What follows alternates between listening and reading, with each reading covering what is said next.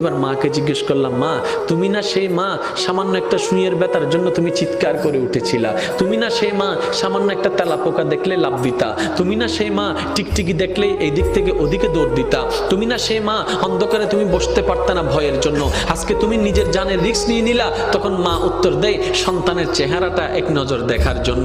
এবার ডাক্তার যখন এমন পরিস্থিতিতে চলে গেল, মা হয়তো মা বাঁচবে না হয় সন্তান বাঁচবে, এমন একটা ক্রিটিক্যাল পরিস্থিতির মধ্যে যখন চলে গেল, ডাক্তার এবার আসলো অভিভাবকদের কাছে, আপনারা বন সাইন দেন, আমরা অপারেশন থিয়েটারে ঢুকাবো। এখন আপনারাই সিদ্ধান্ত নেন, কাকে বাঁচাবো?